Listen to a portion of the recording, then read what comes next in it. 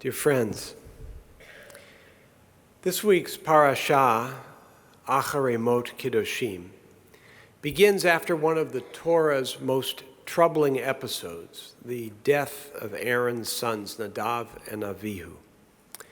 Having witnessed their father's ordination as Israel's high priest, having looked on admiringly as he offered sacrifices on the people's behalf, they had entered the tent of meeting inspired to bring an offering of their own.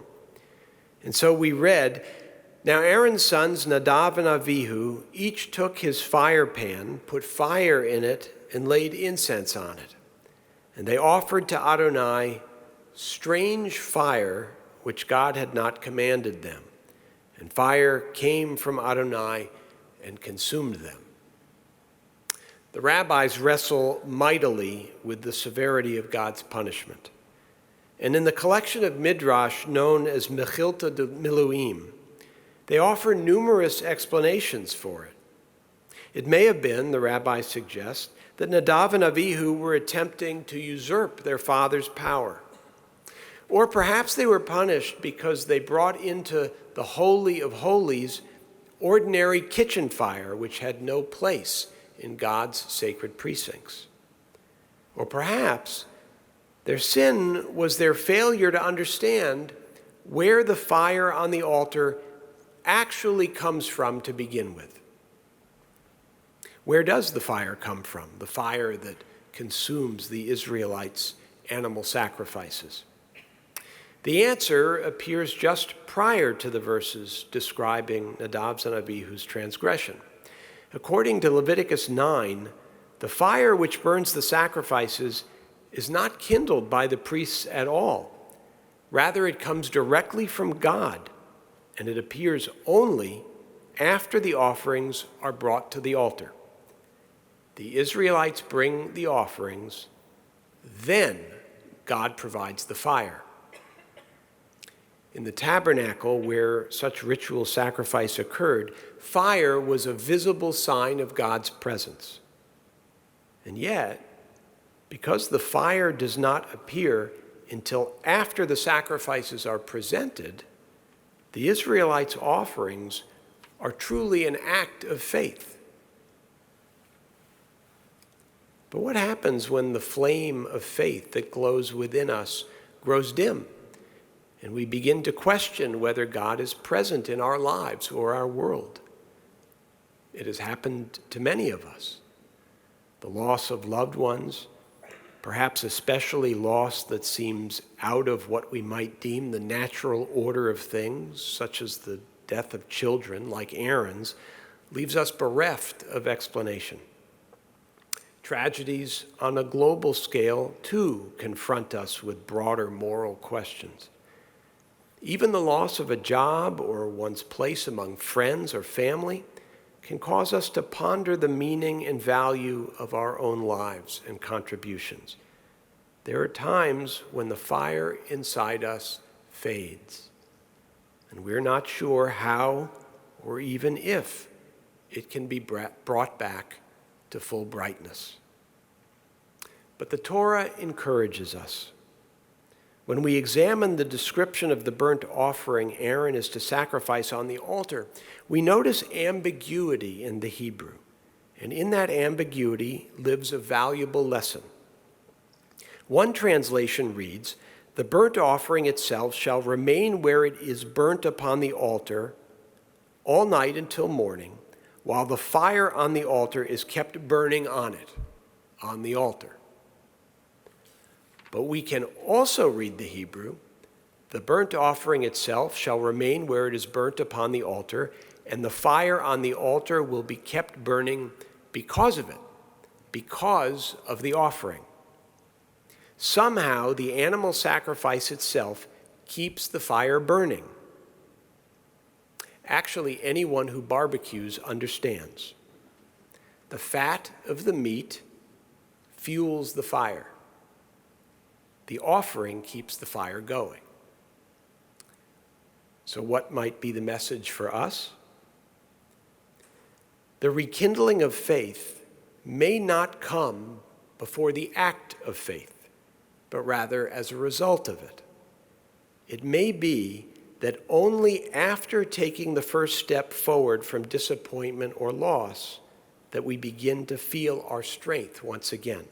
That only when we bravely reach out to others through our disappointment and our pain that we find faith once again. The great theologian Martin Buber, who accepted the lapse into unbelief as a natural stage of every person's relationship with God, urged that those struggling with faith pour their energies into their human relationships, for through human interaction, God can be encountered and faith restored. Ner Adonai Nishmat Adam, our tradition teaches. The fire of Adonai is the human soul. The role of the priests, then, was to encourage the Israelites to bring their offerings and through their priestly service make possible the encounter with God, and for those in doubt, the renewal of faith. On this night, that calling describes a special group of men and women within our congregation we proudly and gratefully honor. 80 years ago, on October 1st, 1945, Temple Emanu-El's Men's Club entered upon an extraordinary commitment to lead daily minyanim every weekday and Sunday. Since that day, we have been able to say that worship has been conducted at Temple Emanu-El every day of the year. Now, nearly 80 years later, our Sunset Service Readers Panel includes members from all segments of our congregation. Every day, they support those who have lost loved ones seeking community for the recitation of Kaddish, those who are struggling with illness or misfortune for prayers of healing, as well as those simply yearning for a quiet moment of reflection at the end of the day. And they welcome all, Temple members and non-members alike, with warmth and kindness. In so many ways, they are the descendants of Aaron, who was loved by the Israelite people for his presence, his kindness, and his embrace. And when COVID struck and all of our worship and programming went virtual, this service provided a daily lifeline for so many people who would have otherwise been alone. Many of our members described it as nothing short of life-saving. And since then, the service has remained online, and the numbers participating have swelled. All of our Readers Panel members enrich the worship they lead with their own unique skills and passions, from instrumental music to poetry. Tonight, we honor this remarkable group for their service to our community and to God. Shortly, I'm going to invite them all up to the front of the sanctuary for a blessing.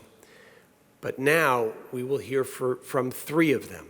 I'm truly grateful to call first Men's Club past president and managing director Joel Busen, then Betty Jane Eisenprice, and finally, Readers Panel Chairman Jonathan Slaff.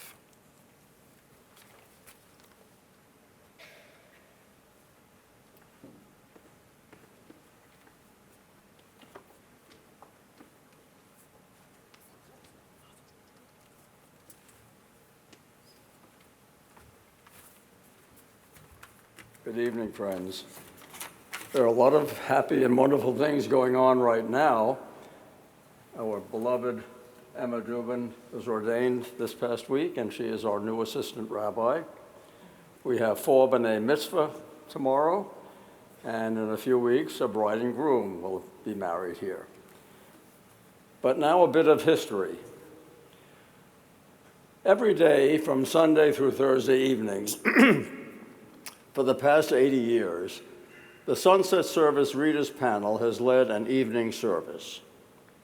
Now in 2025, as we celebrate the 180th anniversary of the founding of Temple Emanu-El, we also celebrate the 80th anniversary of the Sunset Service. The history of this service began in 1945, as Rabbi Davidson mentioned, at the end of the dark days of World War II. Through the years, Temple Emanu-El has always brought many visitors to New York because of its majesty and its position in the Jewish world. This has not changed. Indeed, many of our own members would come into the sanctuary during the war days to meditate and to find some comfort. It was at that time, in 1945, that the then leaders of the men's club, spearheaded by the vision of the late Roger Strauss, then the acting president of the temple, to urge the men's club to undertake the responsibility of the men's club members to serve on a readers panel in order to conduct a daily service. Over time, the egalitarian nature of the worship service included women as well. And I know that my dear friend Betty Jane will discuss this in a few minutes.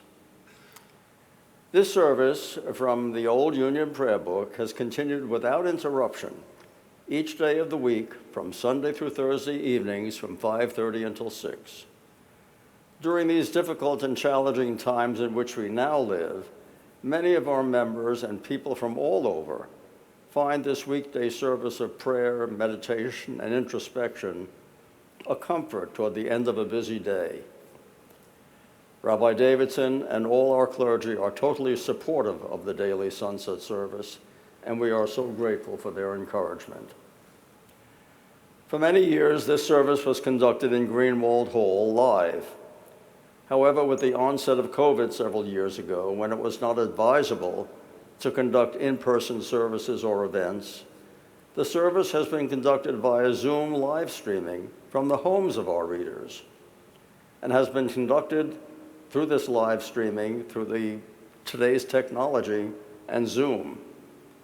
Because of this technology, the service has attracted now a worldwide virtual audience of sometimes over 300 listeners. Obviously, this service is one that brings a sense of peace at the end of a busy workday and a level of comfort to those who have suffered a recent loss or are observing yahrzeit, since the service always includes the recitation of the mourner's Kaddish.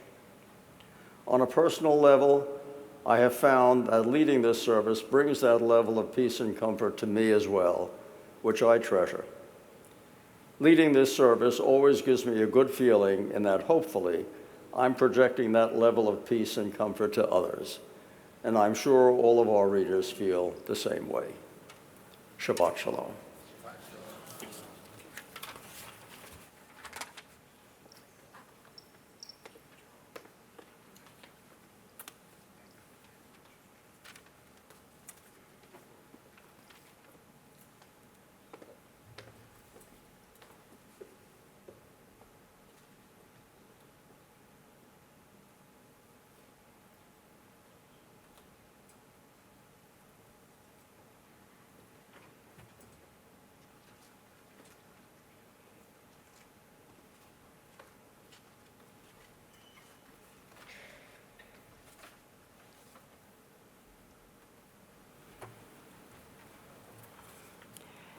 In 1776, Abigail Adams wrote to her husband John, "Remember the ladies." When Jonathan Slaff called on me to speak at this service, I took Abigail's words to heart. When I joined Temple Emanu-El back in the late 1950s, women were not included as sunset service readers. And then we were. Suddenly a challenge presented itself. So I auditioned, and much to my surprise, I made it. I was not the first, and I have certainly not been the only female reader in the many years since we came to the panel. While I am most grateful to the Men's Club for sponsoring the panel, and to Jonathan Slaff for his tireless leadership, I'm going to do as Abigail would have wanted, and for the next minute or two, remember the ladies. First, there was Hadassah Mashinsky. Hadassah often sat at the temple switchboard, and she had various other responsibilities. But once the readers' panel was created, it became her baby. If you were scheduled to read, you knew your phone would ring early on your appointed day, and Hadassah's cheery voice would remind you. She also called on your birthday and sang happy birthday all the way through. And if you made a mistake reading the service, she reminded you, gently but firmly. When Hadassah passed away, there was a memorial for her during a weekday evening service. The Greenwald Hall was packed, and one of the readers, was it you, Joel? Said, "Hadassah, how's this for a good turnout?" I believe Francine Urist was the first regular woman reader, and she is still conducting daily services. Thank you, Fran. Dr. Eileen Ain has always had beautiful flowers next to her when she reads. Alexandra Block J. Dell introduced me to the pre-Kaddish prayers from our new Emanu-El prayer book, and I read one at a family memorial service. And Elizabeth Haller Walsh is the panel's poet laureate. I could go on and on. I'm sure I'm leaving out lots of people, but I'll be over my time limit if I keep going. Just as Emanu-El is a house of prayer for all people, it has been made better by a wider range of people conducting its services. A final note. My late husband, Alfred, read daily services before me, and now our son, Stephen, is a member of the readers' panel. May the services continue from generation to generation, and the panel be blessed by our service.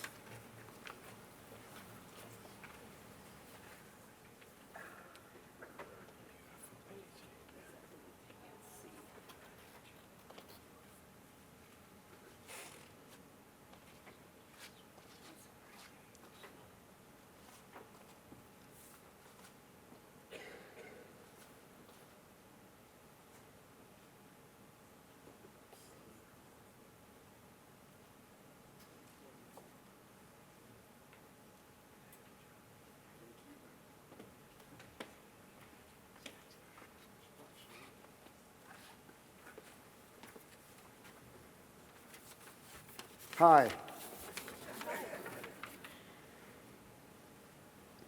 I love being here. You know, sometimes circumstances would turn out when we had to move the sunset service out of Greenwald and plop it down into one of the other sanctuaries. And once, just once, I had to conduct the sunset service here. It was fun.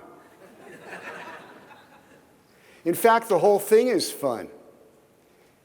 Now, you know, you sit around thinking, what am I going to say to these people that could be meaningful?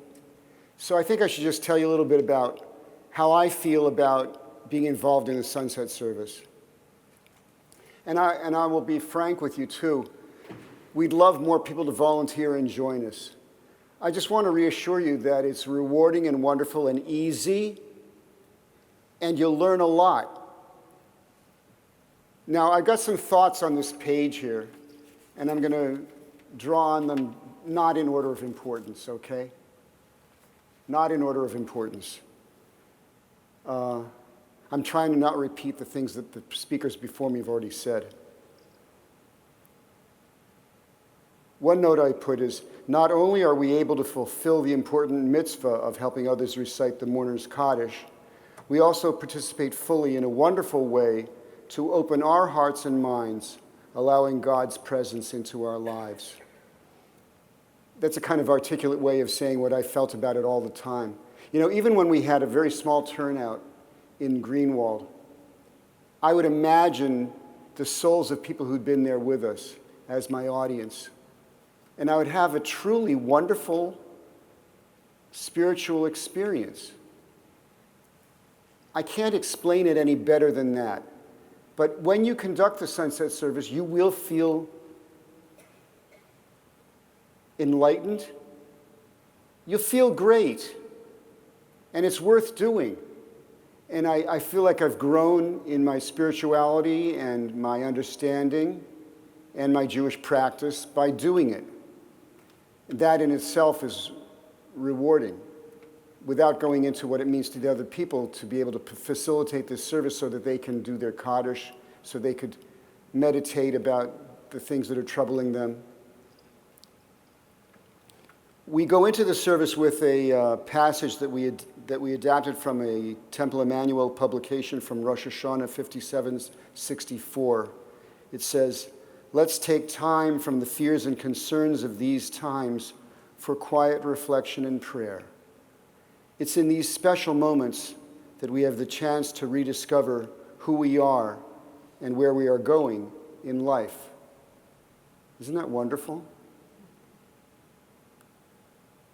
There's no obligation for lay people to lead a religious service, but they are permitted and often encouraged to do so, especially in the absence of a rabbi or cantor. Traditionally, a prayer leader, the Hebrew name was Shaliach Tzibur. Traditionally, this leader is needed, especially to lead the Amidah and the Kaddish. But any knowledgeable Jewish adult can do it. And on my way in tonight, someone told me that it was published somewhere that to qualify for the readers panel, you should be a bar or bat mitzvah. That's actually not true. If you're an adult, that's good enough for us. If you're an adult and willing. And you can recite the Kaddish nicely.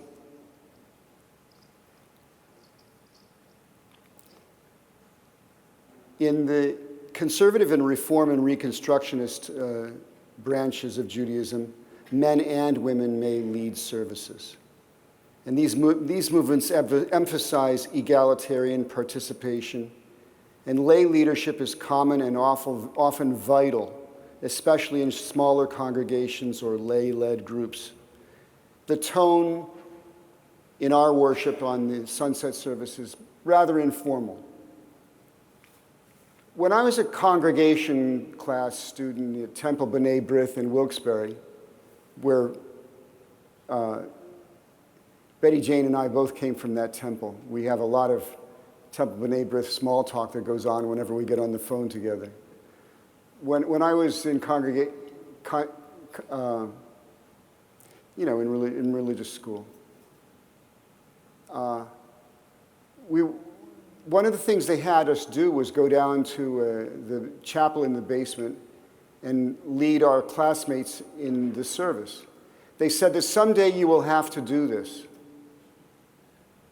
And it happened to me.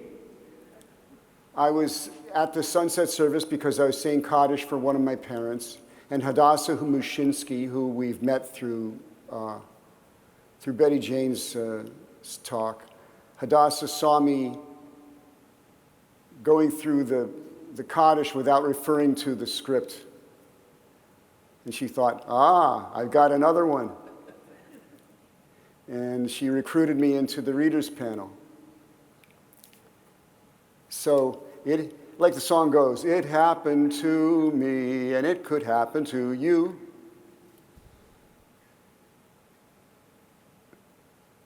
Our audience ranges from about 50 to 60 views on our website and another 200 or so on social media, which is a really nice crowd. You know, we used to get a handful in the temple here, but now that we're virtual, we could serve a whole lot of people. And you can feel good about that.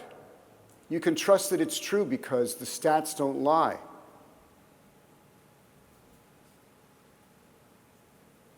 And now, finally, I want to talk a little bit about one of the most important things about the panel. The people are very generous and very cool in that they're all differently talented and they make wonderful contributions to everything. Now, every so often I'll circulate an email and I'll say, like the last one, I said, we really should have a meditation so that we can express our need for fortitude in these troubling times that we're going through now. And people rose to it, and some of them researched things, and some of them wrote things, and we got a whole collection of meditations about fortitude. It's really cool. The people are resourceful and articulate and talented.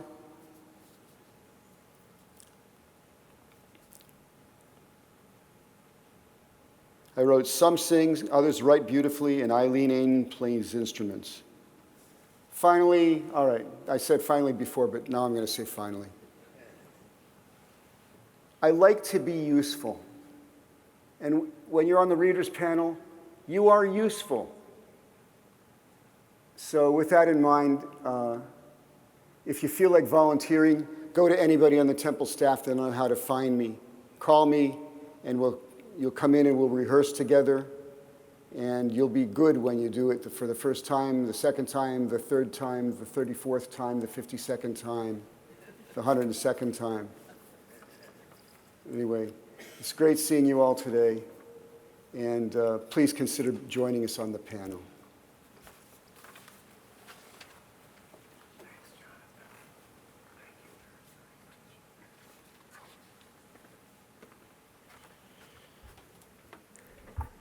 That was a sincere invitation. It truly is a wonderful gift you'll give the congregation and yourselves. Thank you, Jonathan. Thank you, Joel. Thank you, Betty Jane. And on behalf of the Readers Panel members, I want to thank their administrator on our staff, Prince Davis, and their technicians, Rob Buchwald and Donald Dubois. And now it is my privilege to invite all those who are here serving on the panel to the front of the sanctuary for a blessing. I know some of our readers are watching from home. We feel their presence too. I'm going to call up those whose names I have, but even if you don't hear your name and you are serving, please accept my apology and do please join the group here in the front. Eileen Ain, Joel Busen, Alex Chingus, Dennis Eric, Betty Jane Eisenprice, Stephen Eisenprice, Barry Friedfertig, Alexandra J. Dell, Ronald Reisman, Fred Roden, Jonathan Slaff, Ira Titunik, Francine Urist, Elizabeth Haller-Walsh, Evan Griffith, Rita Sherman, Ben King, Bob Candell, Cantor Lori Corson, Rabbi Steve Franklin, and our past chairs, Carl Bornstein and Ross Brady.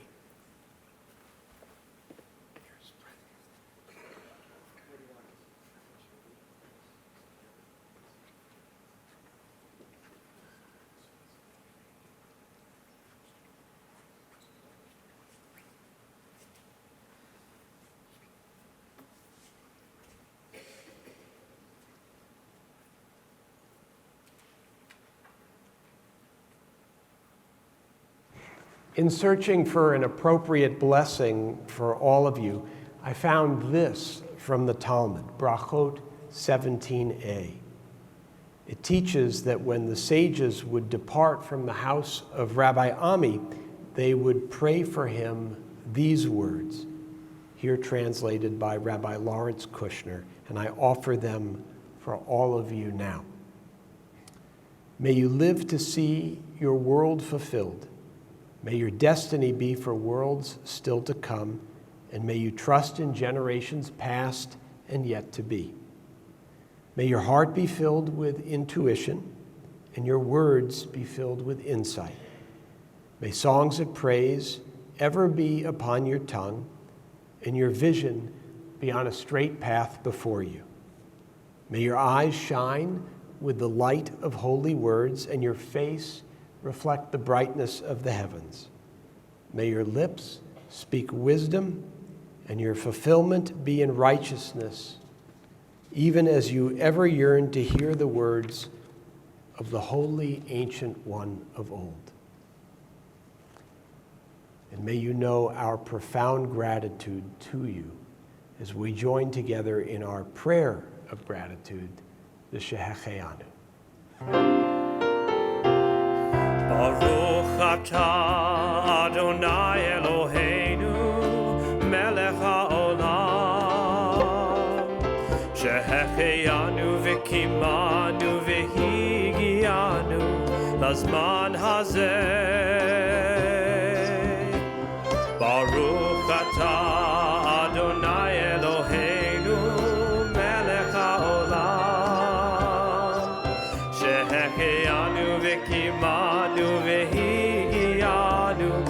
בזמן הזה.